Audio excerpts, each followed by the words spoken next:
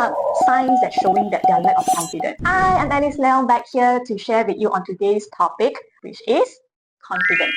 So we all want to nurture our children to be a person who is full of confidence, but it's something that not easy. So a lot of times we hear children saying that I don't want to do, Daddy, I don't want to do, I don't want to try this. Maybe this is too hard. I cannot do this. I cannot. So before they even try out, they already say all these sentences, common sentences that you hear from. These are signs that showing that they are lack of confidence. So in this video, in this topic, we'll be sharing more about how do we boost their confidence? And in order to boost their confidence, it's more important we identify why are they lack of confidence. So we will be talking about why their lack of confidence. One of the biggest reasons that we identify is because they're afraid to make mistakes. They're scared to make mistakes because after a lot of episodes of being judged, a lot of episodes of being scolded, they might register in their mind that, okay, I'm not good in this, I will get scolded.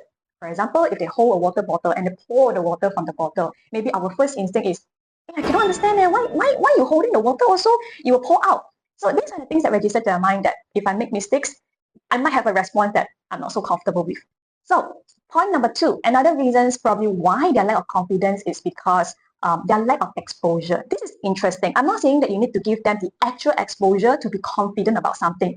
The more exposures that you give them, the more similarities you give them, the more confident they can become. I give you a very good example, which is a go-kart video game. So these kids like to play go-kart video game. And by the time you bring this kid to the actual go-kart, to drive the actual go-kart at the circuit, I'm very sure that he or she will be more confident compared to a child who has zero exposure about go-kart, not even play a video game of go-kart before, haven't even seen a picture or go-kart circuit before. So that's why in this comparison, you can see exposure is very important, even if it's not the actual incidents or the actual scenario.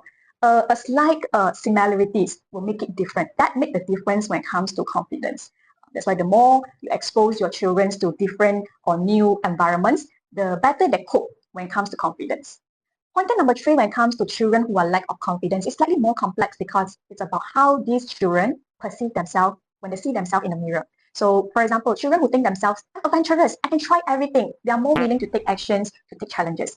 So it's slightly more complex because to perceive themselves as a person who is positive, who is confident, who is strong, who is capable, it requires affirmations, not only from the adults, but they need it for themselves also. They need to do it on themselves. So it's a lot of practices because they still don't know what is confidence. They cannot feel the confidence. They don't know yet. They don't know that, oh, in order to do this, then I'm confident. They don't know yet. They're still not aware.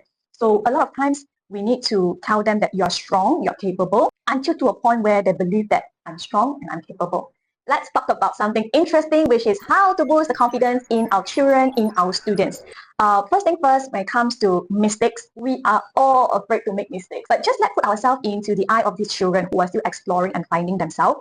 I see it as a plus point to them because they're still exploring. They're not rigid. So when they're afraid to make mistakes, it's easy to shape them to understand that mistakes is okay. So in RoboThink, how we make them feel like mistakes is okay is because we make them realize that you are supposed to make mistakes in the class. So if you make mistakes in the class, then you will identify that, oh, I cannot repeat this next time. So whenever they make mistakes, there is a positive effect coming from the instructors.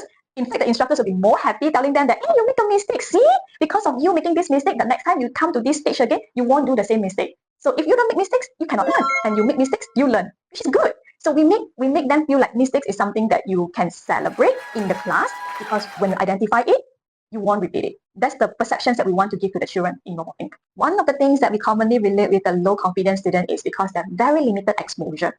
So how RoboThink can help students in terms of exposure is in the class they will build different kind of builds in the lesson sheets. One of the trial classes that we have is the electric fan.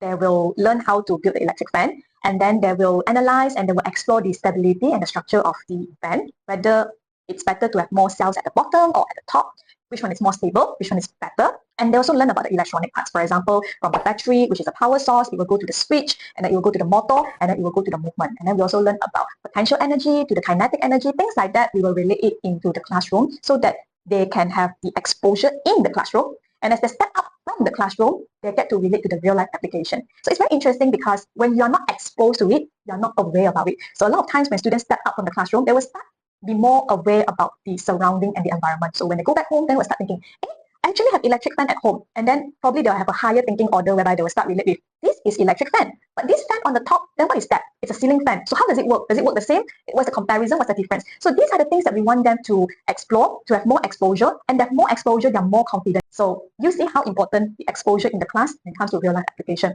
And that's what we do in RoboThink. We want them to ask questions. We want them to explore more in the class so that they can bring it out of the classroom and see it differently in the real world.